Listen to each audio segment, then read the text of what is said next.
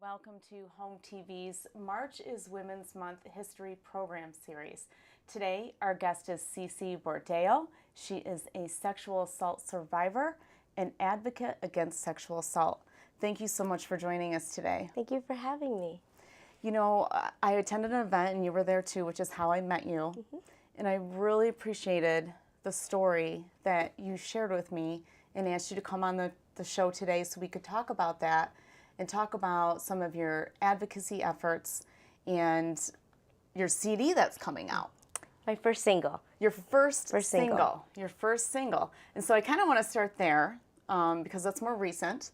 And you recently did a video, right?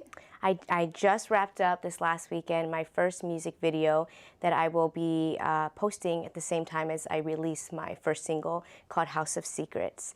And, you know, I wrote this song over a year and a half ago when I participated in my first benefit concert for the EDGEDA Foundation, which is for girls in Uganda who've been sexually abused.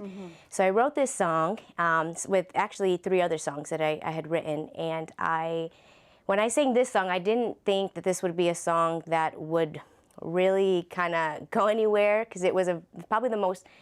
Out of all the songs I've written, I think this is the most transparent and vulnerable song that I've ever written.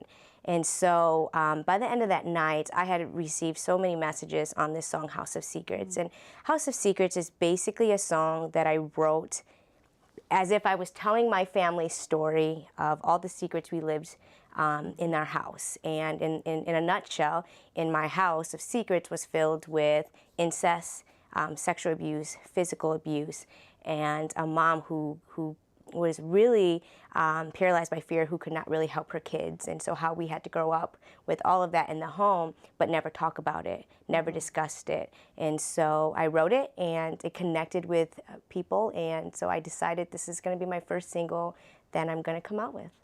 When were you first able to start talking about this? Well, I probably wasn't until years later, because my story is a little different than just the family story. I was sexually abused by my grandfather at 7. So at 7, I was so little. I think the only time I actually mentioned it was to my father, but other than that, I never talked about it. I just kind of became really enclosed. I would say my personality changed. I was probably a little outgoing in the beginning, and then all of a sudden I was more quiet and shy. And I am still a little bit shy at first and reserved at first, but I think once I get to know people, then my personality definitely comes out. The sarcastic side, I have a really gifted talent when it comes to sarcasm. But yeah, and I would say probably not till I was a teenager that I actually started realizing that I really need to like deal with the issues that I've never talked about. And so when you spoke with your father, what did he say? What was his response? You know, he was just like, okay, but coming from my father, who would later on abuse my 2 sisters, he didn't receive it in a way where it was like, okay, let's figure out what we're gonna do to help you, or you know, get counseling or anything like that. He didn't talk to the grandfather. Nope. Was this his father or your mom's? His father. Okay. And nothing really changed. You know, nothing. My circumstance never changed.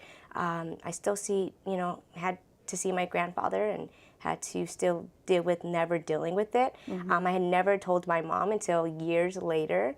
And it was just something that I just never talked about. And I was a kid in church, raised in church, and I think the first person I told was probably my pastor's wife. And from there, she connected me with her daughter, who was a director of an orphanage in Mexico for many years.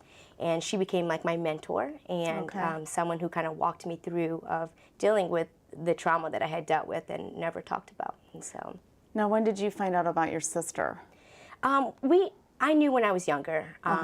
I was 12 with my twin sister, and I was 14 when I found out about my younger sister. She was 11. Oh, wow. Yeah.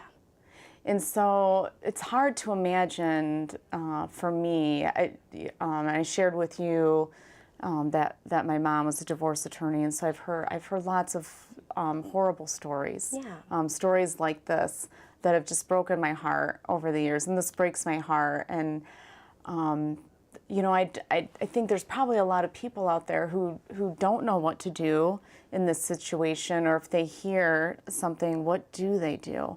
How do you help children in that situation? Which is one of the reasons we were at the Firecracker Right. Foundation's event, Right. where we met at. And so as a child, is it, in my mind, I'm thinking you're trying to stay away from the situation when there's family gatherings or whenever the grandfather comes over, or trying to protect your Yeah. sister from your father, sort of thing. Do you feel like the kids really become protectors of each other, or of themselves, when they feel like adults have really failed them? I think you become protectors, but also you know, I think for my family situation, at least for my siblings and I, we had to make a really tough choice, where we could out our father, we could out everything that's happened to us, but I think there's that other side of fear of, like, you're going to destroy your family. The family's going to break apart, and what's that going to look like? And so, I mean, there's a lot to our family story, but that was a decision we actually did make as kids, because protective services did get involved when it came to my younger sister's case, but we all lied in front of the judge because we were scared of our family being broken apart. And it's a long story to explain why we lied, and why we didn't tell the truth. Looking back, looking back even for us, but I think for any kid that is very young, it's so hard to even talk about it. But at the same time, when it's family, you have to make a really tough decision. What is it going to look like when all of this comes out, and how are we going to live on after that? And so for us, we lied, and then we never talked about it. And that's one of the controls abusers have over victims. Yeah. Is, if you say anything, this is what's going to happen. Yeah. And they know they have that over someone, that you're sort of in a powerless situation. Yeah. How old were you when you had to testify?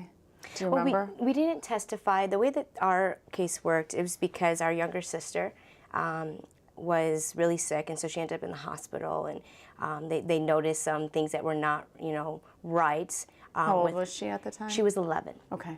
And so basically we got a caseworker involved in our case, and they would come and check on us in the home, and we were one of those picture-perfect family that looked like we had it all together, church-going.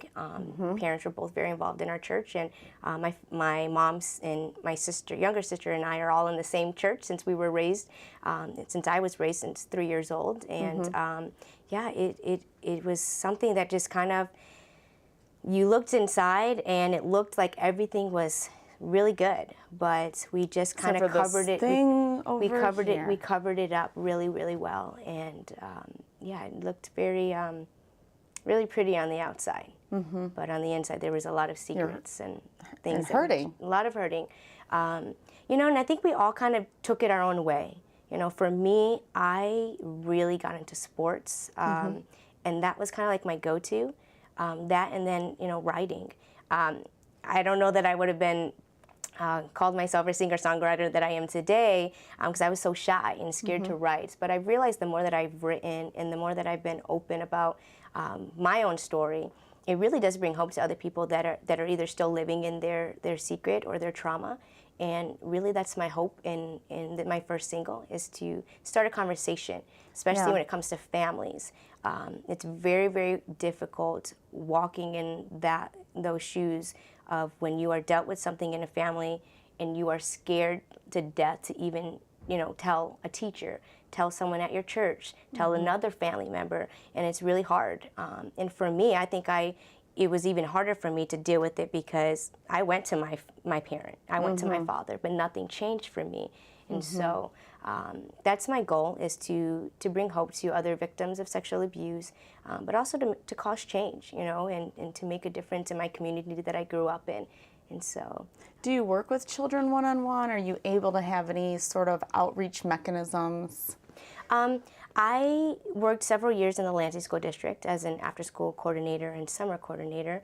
And so, I mean, I love kids. I was also the children's director at my church. I'm currently working as a worship director at my church, but I love kids. So right now I'm part-time nanny. Okay. In between everything else, I work with two awesome families, and so great families, and so I interact with kids. But when it comes to kids that are dysfunctional or that, you know, kind of have walked with what we had to walk through, I've dealt with kids. I've taken time to meet with them one-on-one, but it's something that in these last few weeks that I really have considered doing, and I'm actually going to be starting my own nonprofit to help kind of a variety of things, but victims of sexual abuse is going to be one of the avenues that I take to be able to help. I'm really big on families because that was our family. So, yeah. If there happens to be any teenagers out there, not sure what our audience is of teenagers who watch the channel, but if there's anyone out there listening who may be going through a similar situation as you did when you were younger, you know, what would be your advice, you know? You know, I would say find really good people that you trust and talk about it. Talking about it is one of the hardest things as a victim to actually do. And I think once you actually talk about it, there's like this release and relief of like, okay, I got it out in the air. But sometimes it could also kind of backfire and be like, okay, now I just said it, now what do I do with it? Because it's like the first time. You know, you have so many emotions. You're angry, you're sad, you're, you know, kind of hopeless. Then you have insecurities and all of these other things. So I would say find a good person to talk with, you know, that you trust, and find a good counselor. Find counselors, teachers, someone that could help you walk through some steps and in a healthy way to come out and deal with the emotions that you've maybe not have had the chance to deal with. And don't rush the process. You know, I think that for me, to get to the place where I can vocalize it, I can share it, it took time, you know. I think sometimes we scare ourselves that we need to be, we're like, you know, as an adult, you're like, okay, well, I'm 32, I should have my life put together. But if I'm just, you know, 28 for the first time talking about the abuse, you know, allow yourself that time to heal, to process, and find really good people to keep you accountable.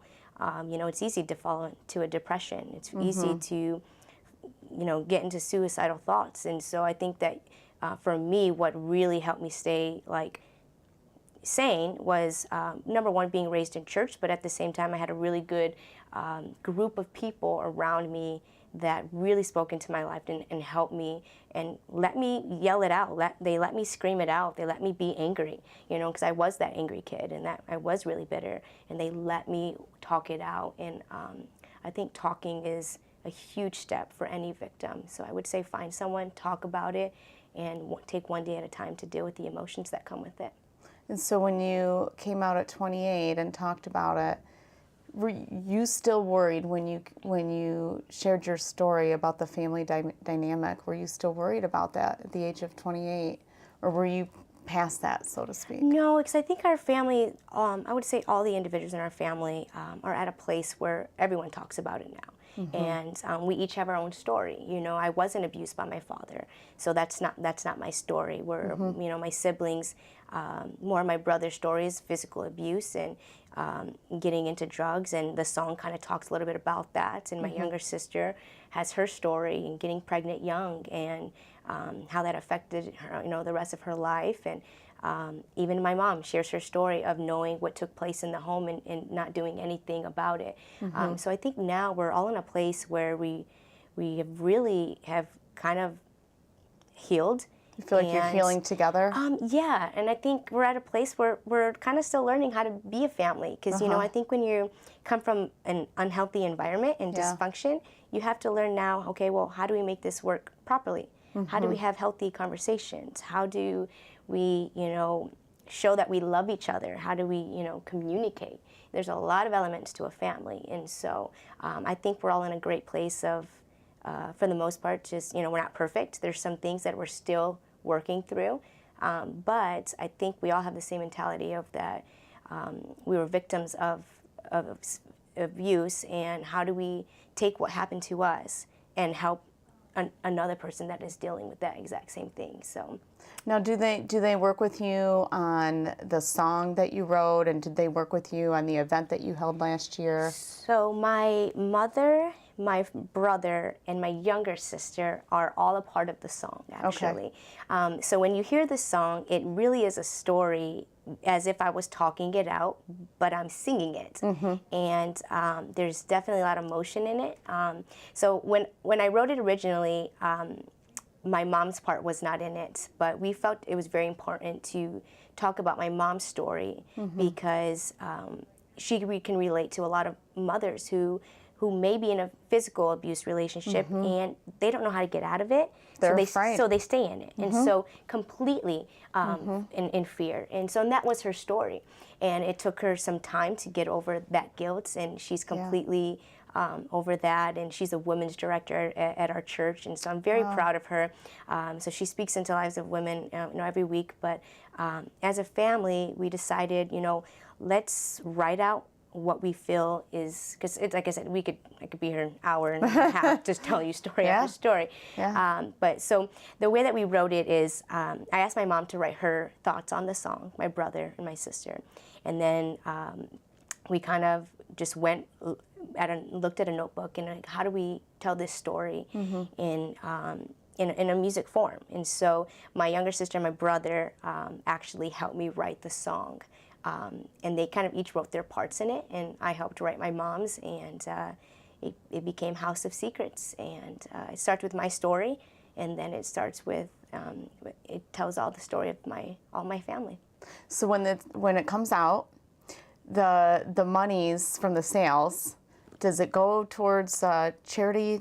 Any charities? Or? So my first single, because I plan to come out with different songs, and okay. My first single, I'm going to be donating some of the proceeds to a local nonprofit that I'm going to announce next week. Oh, and so I'm super excited about that. And there's a reason why I've chosen this one specifically, but I'm going to be donating proceeds. And my goal is to put out singles mm-hmm. and with the proceeds put into local nonprofits, mm-hmm. Still advocating for the Ejida Foundation and for girls in Uganda. I still have a passion for girls in Uganda. It's different in a different country, the laws, even the resources. Here in the States, we have a lot of resources mm-hmm. of, that provide programs where in another country, they don't have that privilege. And so I'm still wanting to advocate for them. And now, my other workload will be running my own nonprofit with a team. And so it'll be busy, but I'm super, super excited about this opportunity and to be able to make a difference in my community and in other young people. So where can we find the CD once it comes out? It'll be on I keep saying CD. I know. I probably should be saying single. Single. House of Secrets single. So it'll be on all iTunes, Spotify. Okay. But it'll be everywhere. I'm super excited about it and a little nervous, but I think the more that I've spoken, it's so rewarding to know that this song can start a conversation, but also bring healing to another family, another individual that is walking in the same footsteps as we did. So.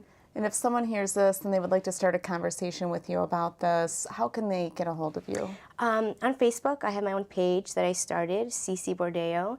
And, I'm... Bordayo, Ceci Bordayo. We probably have it up for you, but just in case. Yeah. Okay. Yep, that's my first page, and so I'm working on my website and getting all of that taken care of in the hopefully next few weeks to a month. And so, but I'm super excited about this project, and if I can help one family, one person, then I've done my job with the song. So. Well, congratulations. Thank you. And thank you so much for coming on the show and sharing your story with us. I appreciate it. I know it had to be tough, especially in the beginning when you first start talking about it. It was, but you know what? We're in a great place now. Moving forward, healing together. Well, thank you for having me. Thank you. And I want to thank you so much for watching.